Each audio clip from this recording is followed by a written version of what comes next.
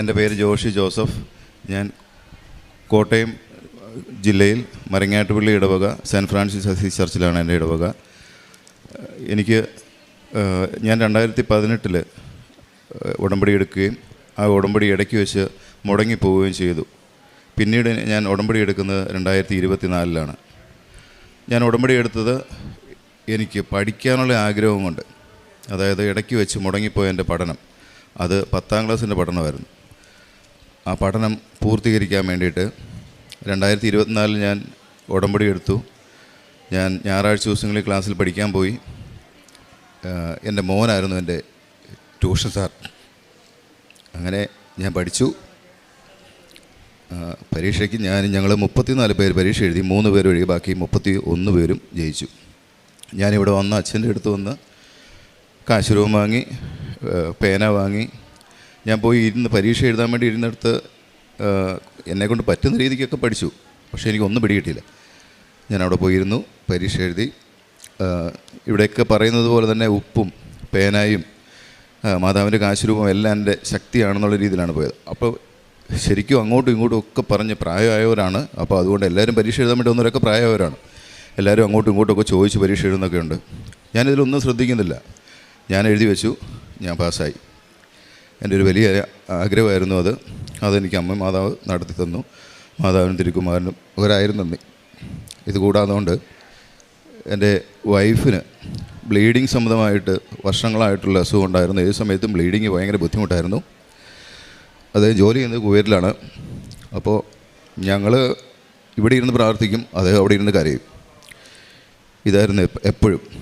ഒരു 8 മാസങ്ങൾക്ക് മുമ്പ് ഇതുപോലെ തന്നെ ഇരുന്ന് കരഞ്ഞ സമയത്ത് ഞാനിവിടെ ഇരുന്ന് എൻ്റെ വയറേൽ അമ്മയുടെ തൈലം പുരട്ടുകയും പ്രാർത്ഥിക്കുകയും ചെയ്തു. ഞങ്ങൾ ആ ഒരു കാര്യം വിട്ടു. പിന്നീട് അതിനെക്കുറിച്ച് സംസാരിച്ചിട്ടേ ഇല്ല. പക്ഷേ അദ്ദേഹത്തിൻ്റെ ആ വേദനയും വിഷമങ്ങളും ആ ബ്ലീഡിങ്ങും എൻ്റെ മാതാവ് എടുത്ത് മാറ്റി തന്നു. ഞങ്ങൾക്ക് 6 വർഷം ഇല്ലാതിരുന്ന് കിട്ടിയ കുഞ്ഞാണ്. എൻ്റെ മോൻ്റെ പേര് അൽഫോൺസ് ജോഷി എന്നാണ്. എൻ്റെ വൈഫിൻ്റെ പേര് പ്രിയ ജോഷി. ഇദ്ദേഹത്തിൻ്റെ അത് കഴിഞ്ഞിട്ട് പിന്നീട് ഞങ്ങൾ അവിടെ ഇദ്ദേഹത്തിന് ഒരു ഹോസ്പിറ്റൽ കാര്യമായിട്ട് അദ്ദേഹം ഹോസ്പിറ്റലിൽ പോയ സമയത്ത് അദ്ദേഹത്തിന് മാമോഗ്രാം ചെയ്യണം, എത്രയും പെട്ടെന്ന് ചെയ്യണം എന്നൊരു ഡോക്ടർ പറഞ്ഞു. അപ്പോൾ വീണ്ടും ടെൻഷനിലേക്കായി. അപ്പോൾ ഞങ്ങൾക്ക് പെട്ടെന്ന് ഇങ്ങോട്ട് വരാനോ ഇത് ചെയ്യാനോ പറ്റുന്ന ഒരു സാമ്പത്തിക സ്ഥിതിയിലല്ല. അപ്പോൾ വീണ്ടും ഇവിടെ വരും, അവിടെ പോയി നിൽക്കും, പ്രാർത്ഥിക്കും, തിരിച്ചു പോകും. അങ്ങനെ ഇദ്ദേഹത്തിൻ്റെ ഫാദർ 2 മാസങ്ങൾക്ക് മരണപ്പെട്ടു. പെട്ടെന്ന് അദ്ദേഹം ഇവിടെ വരേണ്ട വന്നു. അപ്പോഴും ഞാനിവിടെ വന്നു. ഇദ്ദേഹത്തിനെ കൊണ്ട് ഉടമ്പടി എടുപ്പിച്ചു. മാമോഗ്രാം ചെയ്തു. കാരിത്താസ് ഹോസ്പിറ്റലിലായിരുന്നു. മാമോഗ്രാം നെഗറ്റീവാണ്. എൻ്റെ മാതാവ് ഒരു പ്രശ്നമില്ല. അതുകൊണ്ട് അതിൽ നിന്ന് ഞങ്ങളെ രക്ഷിച്ചു. കൂടാതെ അപ്പോൾ അടുത്ത ദൂരമാണ്.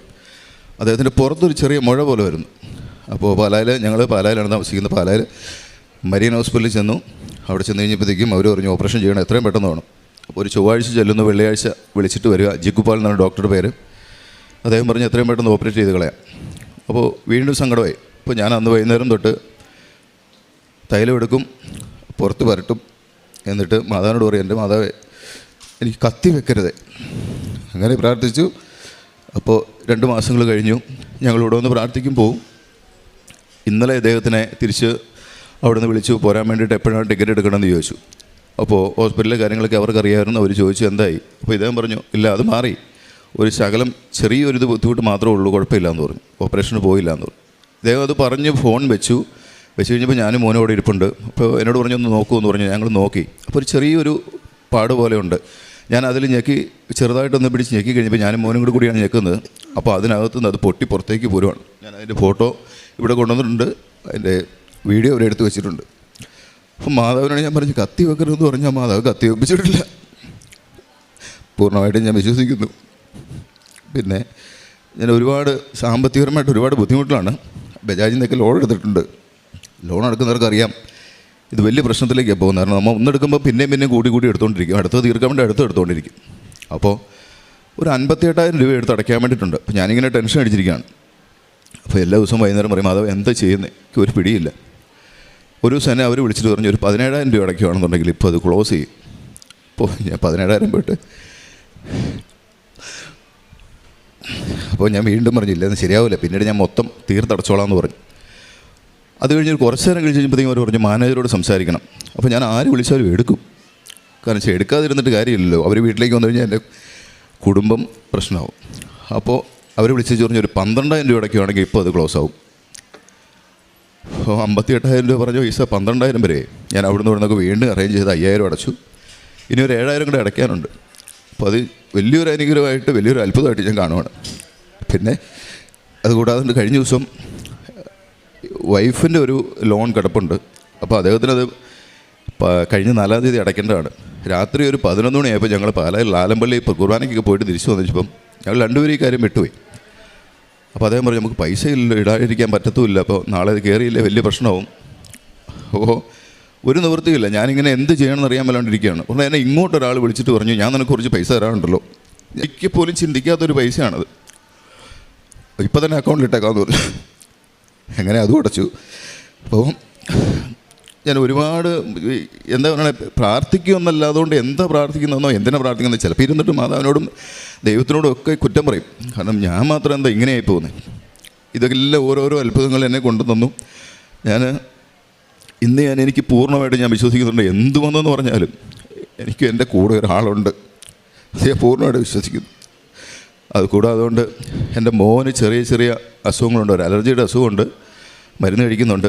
എങ്കിൽ പോലും വൈകുന്നേരമൊക്കെ ആകുമ്പോൾ പുള്ളി എന്തെങ്കിലും ഒരു വിഷമം വരുമ്പോൾ ഓടി അപ്പോൾ ഇച്ചിരി തേൻ എനിക്ക് വേണം, അല്ലെങ്കിൽ അപ്പോൾ അങ്ങനെ വയറുവേദന ഉണ്ടാവും, പനി ഉണ്ടാവും. പുള്ളി തന്നെ പറയും, എടുത്തുകൊണ്ട് തരും. ഞാൻ അപ്പോഴേ പറയിട്ടും. അപ്പോൾ ഇതൊന്നും നമുക്ക് പിന്നീടാണ് മനസ്സിലാകുന്നത്, അപ്പോഴല്ല. അത് കഴിഞ്ഞ് കഴിയുമ്പോഴത്തേക്ക് ഇതൊന്നുമില്ല, ഇതെല്ലാം മാറി മാറി പോവുകയാണ്. അപ്പോൾ ഞങ്ങൾ ഒരു 3-4 വർഷമായിട്ട് ഞാനും മോനും മാത്രമാണ്, വൈഫ് വെളിയിലാണ്. അപ്പോൾ ഞങ്ങളുടെ രണ്ടുപേരുടെ ലോകമാണ്. അപ്പോൾ പുള്ളിയാണ് എൻ്റെ കൂടെ ഇപ്പോൾ എപ്പോഴും നിൽക്കുന്നത്. ഇത് കഴിഞ്ഞ് ഞങ്ങളിങ്ങനെ ഓരോ ബുദ്ധിമുട്ടുകൾ വരുമ്പോഴും ഓരോ കാര്യങ്ങളും എൻ്റെ മോനാണ് എന്നെ എല്ലാ കാര്യത്തിലും കൂടെ വന്ന് ഇങ്ങനെ നിൽക്കുന്നത്. പിന്നെ ഞങ്ങൾ, എൻ്റെ വൈഫ് അവിടെ ഇരുന്ന് പ്രാർത്ഥിക്കുന്നു, ഞങ്ങൾ ഒരുമിച്ച് ഇരുന്ന് പ്രാർത്ഥിക്കുന്ന കൂടാതെ ഞങ്ങളെ കൊണ്ട് കഴിയുന്നതെന്ന് പറഞ്ഞാൽ മാതാവ് തരുന്ന, അല്ലെങ്കിൽ മാതാവ് കാണിച്ചു തരുന്ന. എന്നെ ആരെങ്കിലും ആശുപത്രി പോകാൻ വേണ്ടോ എന്തെങ്കിലും ആവശ്യങ്ങൾക്കോ ഉണ്ടെന്നുണ്ടെങ്കിൽ ഞാൻ മാക്സിമം അത് പോയി അവർക്ക് വേണ്ടിയിട്ട് ചെയ്യാൻ നോക്കും. പിന്നെ അത് കൂടാതെ കൊണ്ട് ഞങ്ങൾ ഇപ്പോൾ എൻ്റെ വൈഫ് വന്നു കഴിഞ്ഞാൽ പിന്നെ ഞങ്ങൾ പ്രേക്ഷിത പ്രവർത്തനമായിട്ട് ചെയ്യുന്നത് ഞാൻ അദ്ദേഹത്തിന് കൊടുക്കുകയാണ്. അദ്ദേഹം തന്നെ അത് പറയും. ദൈവകുമാരന് കോടാനുകോടി നന്ദി. അമ്മ ജീവനോടെ പ്രത്യക്ഷപ്പെട്ട ഈ ആൾക്കാരെ ഞങ്ങൾ കുടുംബമായിട്ട് ഒന്നിച്ച് നിന്ന് സാക്ഷ്യം പറയാൻ ദൈവം അനുവദിച്ച ഈ അവസരത്തിനായിട്ട് നന്ദി അർപ്പിക്കുന്നു. ഞാൻ ശരിക്കും ഈ ജൂലൈ 25-ാം തീയതിയാണ് ഉടമ്പടി എടുത്തത്. ഉടമ്പടി ഉടനടി അനുഭവം എന്ന് എല്ലാവരും സാക്ഷ്യം പറയുമ്പോൾ അത് ഇത്ര പെട്ടെന്ന് ആകുന്ന ഒന്നാന്ന് ഞാൻ വിശ്വസിച്ചിരുന്നില്ല. പക്ഷെങ്കിൽ ഇന്നലെ എനിക്കത് ബോധ്യമായി. ഇന്നലെ എൻ്റെ മേഡം എന്നെ വിളിച്ചിട്ട് പ്രിയ എപ്പോഴാണ്, ഞാൻ എൻ്റെ പേര് പറഞ്ഞു, എൻ്റെ പേര് പ്രിയ എന്നാണ്, എപ്പോഴാണ് നീ കയറുന്നത്, കാരണം എമർജൻസി ആയിട്ട് വന്നുകൊണ്ട് റിട്ടേൺ ടിക്കറ്റ് എടുത്തിട്ടില്ലായിരുന്നു. അപ്പം ഞാൻ മേഡത്തിനോട് പറഞ്ഞു, മേഡം ഞാൻ ആലോചിച്ചിട്ട് പറയാം. അപ്പോൾ ഞാൻ ഇങ്ങനെ പറഞ്ഞു, മേഡം എനിക്ക് എന്ന് സാക്ഷ്യമൊക്കെ അയച്ചു തരുമായിരുന്നു. മേഡം ഇവിടുന്ന് ഉടമ്പടി എടുത്ത ആളാണ്. അപ്പോൾ ഞാൻ പറഞ്ഞു, മേഡം ഞാൻ വന്ന് പ്രാർത്ഥിച്ചതിൻ്റെ ഫലമായിട്ട് ഹസ്ബൻഡ് എന്നും ഉടമ്പടി തൈലം പുരട്ടുന്നുണ്ട്. അപ്പോൾ ആ മുഴയ്ക്ക് ഒത്തിരി വ്യത്യാസം വന്നിട്ടുണ്ട്, വലുപ്പത്തിന് ഒത്തിരി കുറവ് വന്നിട്ടുണ്ട്. അപ്പോൾ ഒരു ചെറിയ പൊട്ട് പോലെ മാത്രമേ ഉള്ളൂ എന്ന് പറഞ്ഞ്, സാരമില്ല മാതാവിനോട് പ്രാർത്ഥിക്കുക, അത് മാറുമെന്ന് പറഞ്ഞ ആ നിമിഷം, ഫോൺ കട്ടാക്കി ആ നിമിഷം ഞാൻ ഹസ്ബൻഡിനോട് പറഞ്ഞു, അതിപ്പോൾ പറഞ്ഞല്ലോ, അപ്പം തന്നെ അത് പൊട്ടുകയും അത് പൂർണ്ണമായിട്ട് ഒരു തടിപ്പ് ഒന്നുമില്ലാതെ മാതാവ് എന്നെ അതിശയകരമായിട്ട് വലിയൊരു ഓപ്പറേഷനിൽ നിന്ന് എന്നെ രക്ഷിച്ചു. ആത്മീയമായിട്ട് അത് കുടുംബ പ്രാർത്ഥന മുടങ്ങാതെ നേരത്തെ ആണെങ്കിൽ ഉടമ്പടി എടുക്കുന്നതിന് മുമ്പേ എപ്പോഴെങ്കിലുമൊക്കെ സമയം കിട്ടുന്നത് പോലെ പ്രാർത്ഥിക്കാം എന്നൊരു ചിന്തയായിരുന്നു, എങ്ങനെയും പ്രാർത്ഥിച്ചാൽ മതിയല്ലോ എന്ന്. പക്ഷേ ഇപ്പോൾ കുടുംബ പ്രാർത്ഥന ഒന്നിച്ചിരുന്ന് പ്രാർത്ഥിക്കുവാനും ബൈബിളിനെ കുറിച്ച് ഒന്നും അറിയില്ല. കാരണം ബൈബിൾ എന്ന് പറഞ്ഞാൽ 91-ാമത്തെ സങ്കീർത്തനം, 121-ാം സങ്കീർത്തനം പ്രാർത്ഥന കഴിയുമ്പോൾ അത് മാത്രം വായിക്കുക എന്നുള്ള ഒരു ചിന്ത മാത്രമേ ഉള്ളായിരുന്നു. എന്നാൽ ഇപ്പോൾ ബൈബിൾ നമുക്ക് കിട്ടുന്ന സമയമൊക്കെ വായിക്കുവാനും കൂടുതൽ ബൈബിളിനെ പറ്റിയും ഈശോയുടെ പീഡാസഹനങ്ങളെ പറ്റിയും മാതാവ് അനുഭവിച്ച വേദനകളെ പറ്റിയും അത്ഭുതങ്ങളെ പറ്റിയും ഒക്കെ ഇപ്പോഴാണ് ശരിക്കും അറിയാൻ പറ്റുന്നത് ബൈബിൾ വായിക്കുന്നതിലൂടെയും. വേറൊരു കാര്യം, ഇപ്പോൾ എനിക്ക് ഏറ്റവും കൂടുതൽ എന്തെങ്കിലും വിഷമങ്ങളോ സഹനങ്ങളോ എന്തെങ്കിലും വന്നു കഴിഞ്ഞാൽ പെട്ടെന്ന് ഞാൻ കണ്ടിന്യൂസ് സാക്ഷ്യം കേൾക്കും. വന്നതിൽ പിന്നെ ഞാൻ ഒരു ധ്യാനം പോലും മുടക്കിയിട്ടില്ല. ആ ധ്യാനം എവിടെ, ഇപ്പം കിച്ചണിലാണെങ്കിലും നിന്ന് ജോലി ചെയ്തുകൊണ്ടിരിക്കുമ്പോഴാണെങ്കിലും ഞാൻ ധ്യാനത്തിൽ ഞാൻ അവിടെ തന്നെ മുട്ടുകുത്തി നിന്ന് പ്രാർത്ഥിക്കും. അങ്ങനെ ഒരു ആത്മീയമായ വളർച്ച ഞങ്ങൾക്ക് തന്നു. അതുപോലെ തന്നെ മോനാണെന്ന് പറഞ്ഞാലും പ്രാർത്ഥനയിൽ ഞങ്ങളെക്കാളും മുന്നേ അവൻ നന്നായിട്ട് പ്രാർത്ഥിക്കുവാനും മാതാവിനോട് കൂടെ അടുത്തിരിക്കുവാനും അവനെ മാതാവ് അനുഗ്രഹിച്ചു. പിന്നെ ഞങ്ങൾ പ്രേക്ഷിത പ്രവർത്തനം എന്ന് പറഞ്ഞു കഴിഞ്ഞാൽ പത്രം ഹോസ്പിറ്റലുകളിലും കടകളിലും ഓട്ടോ സ്റ്റാൻഡുകളിൽ പള്ളികളിൽ ഒക്കെ എല്ലാം എൻ്റെ അനുഭവങ്ങൾ പറഞ്ഞാണ് ഞാൻ കൊടുക്കുന്നത്. ആദ്യം ഞാൻ ഉടമ്പടി എടുത്ത ആ മാസം 4 കെട്ട് പത്രം ഞാൻ അന്നേരം തന്നെ പെട്ടെന്ന് കൊണ്ടുപോയി കൊടുത്ത് തീർക്കണമെന്ന്. അടുത്ത മാസം 6 കെട്ട് പത്രം വാങ്ങിച്ചു. അതും ഞാൻ പെട്ടെന്ന് തന്നെ ഞങ്ങൾ 2 ദിവസം കൊണ്ട് അത് പെട്ടെന്ന് കൊടുത്ത് തീർന്നു കഴിയുമ്പം അയ്യോ പെട്ടെന്ന് തീർന്നു പോയല്ലോ എന്ന് പറയാം. പിന്നെ മാതാവിനോട് മാതാവേ ഇത് അർഹതപ്പെട്ട കൈകളിൽ എത്തിക്കണം എന്ന് പറഞ്ഞാണ് പത്രം കൊടുക്കുന്നത്. പിന്നെ കാരുണ്യപ്രവർത്തനമായിട്ട് ചെയ്യുന്ന ഞാൻ ഹസ്ബൻഡ് ഉടമ്പടി എടുത്തെന്നറിഞ്ഞ ഒരു 8-9 മാസമായിട്ട് എല്ലാ മാസവും ഞാൻ 10 അല്ലെങ്കിൽ 20 പൊതി വെച്ച് ഞാൻ പാവങ്ങൾക്ക് വേണ്ടി അവിടെ നിന്ന് തന്നെ കൊടുക്കുന്നുണ്ട് കൂട്ടുകാർ വഴി. അപ്പോൾ അങ്ങനെ ചെയ്യുന്നുണ്ട്. പിന്നെ അല്ലാതെ നാട്ടിൽ വന്നു കഴിഞ്ഞ് പൊതി കെട്ടി കൊടുക്കുന്നുണ്ട്. പിന്നെ ഞാനിവിടെ വന്നു കഴിഞ്ഞ് എൻ്റെ മാമോഗ്രാം ചെയ്യണമെന്ന് പറഞ്ഞപ്പോൾ ഹസ്ബൻഡിൻ്റെ ഒരു കൂട്ടുകാരൻ്റെ വൈഫാണ്, അവർക്ക് ഇതുപോലെ മാമോഗ്രാം ചെയ്യണമെന്ന് പറഞ്ഞു. അപ്പം ഞങ്ങളോട് ആലോചിച്ചു, കാരണം 6 മാസമായിട്ട് ഞങ്ങൾ അനുഭവിക്കുന്ന ഒരു വിഷമമാണ്. കാരണം ഒരുപാട് ടെൻഷനായിട്ട് എന്ത് ചെയ്യണമെന്നറിയാതെ അനുഭവിക്കുന്ന അതേ അവസ്ഥയാണ് അവരും. ആ ചേട്ടനാണ് ഒരു ഹാർട്ട് പേഷ്യൻ്റ്, എൻ്റെ ഹസ്ബൻഡ് ഹാർട്ട് പേഷ്യൻ്റാണ്, ബ്ലോക്കുള്ള 85% ബ്ലോക്കായിരുന്നു. അപ്പം ഉടമ്പടി എടുത്തതിന് ശേഷം മാതാവ് അത് 30% ആയിട്ട് മാറ്റി. അതുപോലെ അവർക്കും അതുപോലെ തന്നെ പേസ് മേക്കർ ഉപയോഗിച്ചതാണ്. അവരുടെ ഫാമിലിയിൽ ആ ചേച്ചി മാത്രമാണ്. അപ്പം ഞങ്ങൾ കാരണം പൈസ ഇല്ലാത്തത് കൊണ്ട് അവർക്ക് ചെയ്യാൻ പറ്റത്തില്ല എന്ന് പറഞ്ഞു. ഞങ്ങൾ അനുഭവിച്ച വേദന ഞങ്ങൾക്കറിയാവുന്നതുകൊണ്ട് ഞങ്ങൾ തീരുമാനിച്ചു എങ്ങനെയെങ്കിലും അവരെ കൂടെ സഹായിക്കണമെന്ന്. അവരെ ഞങ്ങളുടെ ഇതുകൊണ്ട് വണ്ടി ഓട്ടോ വിളിച്ച് വിട്ട് അവരും അതിൻ്റെ പേയ്മെൻറ്റൊക്കെ ഞങ്ങൾ തന്നെ ചെയ്ത് അവർ പോയി ചെക്ക് ചെയ്തു. അവർക്കും ദൈവത്തിൻ്റെ കൃപയാൽ പിന്നെ നെഗറ്റീവാണ് റിസൾട്ട് വന്നത്. അവരിവിടെ വന്ന് ഉടമ്പടി എടുത്ത് അവർ സാക്ഷ്യം പറയാൻ വരും. പിന്നെ ഇത്രയധികം അനുഗ്രഹങ്ങൾ തന്ന ദൈവത്തിനും ദേവകുമാരനും ഈശോയി മാതാവിനും കോടാനുകോടി നന്ദി അർപ്പിക്കുന്നു. ഇനിയുള്ള ജീവിതകാലം മുഴുവനും മാതാവിൻ്റെ ഉടമ്പടിയിൽ ജീവിക്കുവാനെന്ന് ഞങ്ങൾ ആഗ്രഹിക്കുന്നു. എല്ലാം ഈശോയ്ക്കും മാതാവിനും സമർപ്പിച്ച് നന്ദി അർപ്പിക്കുന്നു. ഞാൻ ഈ ഉടമ്പടി എടുക്കാൻ തുടങ്ങിയ പിന്നെ എടുത്തു കഴിഞ്ഞാൽ പിന്നെ എനിക്ക് ആരോടും ദേഷ്യപ്പെടാൻ തോന്നിയില്ല. മറ്റേത് വെറുതെ ആവശ്യമില്ലാതുകൊണ്ട് ദേഷ്യപ്പെടുക, പെട്ടെന്ന് ദേഷ്യം വരിക, വീട്ടിലാണെങ്കിലും ദേഷ്യം വരിക, അങ്ങനെയൊക്കെ ഒരു പ്രത്യേകതരം സ്വഭാവമായിരുന്നു. ഇപ്പോൾ അങ്ങനെയില്ല. പിന്നെ പള്ളിയിൽ പോകാൻ വേണ്ടിയിട്ട് പള്ളിയിൽ പോയി കഴിഞ്ഞാൽ ഏറ്റവും പുറകെ പോയിരിക്കും. പുറകെ പോയിരുന്ന വെച്ചാൽ കുർബാന എവിടെ നടക്കും, അത് കഴിയുമ്പോൾ എഴുന്നേറ്റ് വീട്ടിൽ പോരും. ഇതായിരുന്നു ഒരു ശീലം. പള്ളിയിൽ പോകുന്നതൊക്കെ അമ്മയുടെ നിർബന്ധപ്രകാരമായിരുന്നു. അമ്മ മരിച്ചുപോയി. അപ്പോൾ അമ്മ ഇല്ലാതെ വരുമ്പോഴാണ് നമ്മൾ. അപ്പോൾ ഇപ്പോൾ ഞാൻ കുർബാന കാണാറുണ്ട്, കുമ്പസാരിക്കാറുണ്ട്, കുർബാന കൈക്കൊള്ളാറുണ്ട്. എല്ലാം എൻ്റെ മാതാവിൻ്റെയും തിരുക്കുമാരൻ്റെയും അനുഗ്രഹത്തോടെ നടക്കുന്നു. 1000 നന്ദി. യെശയ്യാ പ്രവാചകൻ്റെ പുസ്തകം 58:9 നീ പ്രാർത്ഥിച്ചാൽ കർത്താവ് ഉത്തരമരുളും, നീ നിലവിളിക്കുമ്പോൾ ഇതാ ഞാനെന്ന് അവിടുന്ന് മറുപടി തരും. മർദ്ദനവും കുറ്റാരോപണവും ദുർഭാഷണവും നിന്നിൽ നിന്ന് ദൂരെ അകറ്റുക. യേശുവിൽ പ്രിയമുള്ളവരെ, ജോഷി ജോസഫ് കോട്ടയത്തിൻ്റെ സാക്ഷ്യം നമ്മളോട് പറയുന്നത് ഉടമ്പടി ജീവിതത്തിലൂടെ അവർ മുന്നോട്ട് പോയപ്പോൾ പരിശുദ്ധ അമ്മയും ഈശോയും നൽകിയ സാക്ഷ്യമാണ് ഇവിടെ പറഞ്ഞത്. ഈശോയെ കാണാനായി അമ്മയും സഹോദരങ്ങളും ചെന്നപ്പോൾ ശിഷ്യന്മാർ പറഞ്ഞു ഈശോയെ കാണാനായി അവർ വന്നിട്ടുണ്ടെന്ന്. ഈശോ പറയുന്നത് ഇതാണ്, ആരാണെൻ്റെ അമ്മ, ആരാണെൻ്റെ ശിഷ്യന്മാർ? വചനം വായിക്കുകയും പാലിക്കുകയും അതനുസരിച്ച് ജീവിക്കുകയും ചെയ്യുന്നവരാണ് എൻ്റെ അമ്മയും എൻ്റെ സഹോദരങ്ങളും.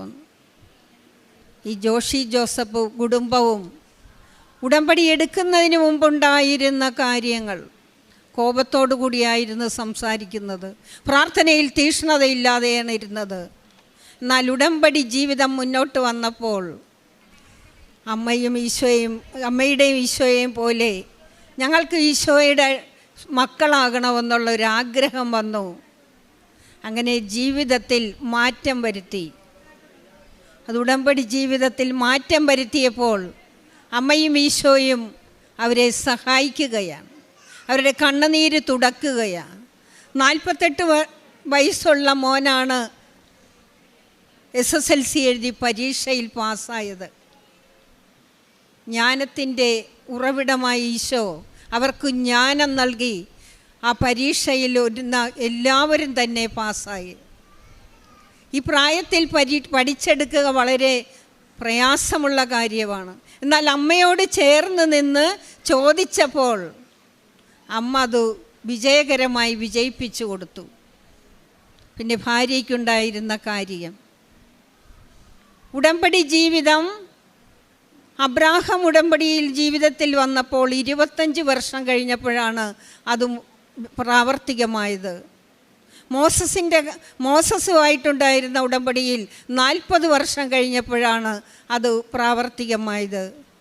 എന്നാൽ കൃപാസന അൾത്താരയിൽ ജീവനോടുകൂടി പ്രത്യക്ഷപ്പെട്ട അമ്മ ഉടമ്പടി ജീവിതം ഇവർ മുന്നോട്ട് കൊണ്ടുപോയപ്പോൾ പരിശുദ്ധമ്മ, സമയത്തിൻ്റെ അമ്മ, സമയത്തിൻ്റെ മേൽ അധികാരമുള്ള അമ്മ, അവരുടെ ആവശ്യങ്ങളും കാര്യങ്ങളും എല്ലാം ഉടനടി പരിഹരിക്കുകയാണ്. ഇതാണ് ഉടമ്പടി ജീവിതം, ഉടനടി പരിഹാരം. പരിശുദ്ധമ്മ ഒരിക്കലും കാലതാമസം വരുത്തുകയില്ല. അമ്മ തൻ്റെ പുത്രനോട് പറയും, ഉടമ്പടി ജീവിതത്തിൽ മാറ്റം വരുത്തിയാലേ ഈശോയോടമ്മ പറയുകയുള്ളൂ. സ്വഭാവത്തിൽ മാറി, ദിവ്യബലിയിൽ മാറി, പ്രാർത്ഥന ജീവിതത്തിൽ മാറ്റം വരുത്തി. അങ്ങനെ പരിശുദ്ധമ്മ ഉടമ്പടി ജീവിതത്തോട് മുന്നോട്ട് പോയപ്പോൾ തൻ്റെ പുത്രൻ വഴി ശക്തനായവരിൽ നിന്ന് വൻ കാര്യം ചെയ്തു കൊടുത്ത് അവരെ ജീവിതത്തിലേക്ക് മുന്നോട്ട് കൊണ്ടുവരികയാണ്. ശക്തനും ധീരനുമായിരിക്കുക, പരിഭ്രമിക്കുകയോ ഭയപ്പെടുകയോ വേണ്ട. നിങ്ങൾ പോകുന്നിടത്തെല്ലാം നിങ്ങളുടെ മധ്യേ ഞാൻ ഉണ്ടായിരിക്കും. പരിശുദ്ധാത്മാവിൻ്റെ വലിയ കൃപയാൽ ഇവർക്ക് ഈശോയും അമ്മയും നൽകിയ വൻ കൃപയ്ക്ക് കരങ്ങളടിച്ച് നമ്മൾ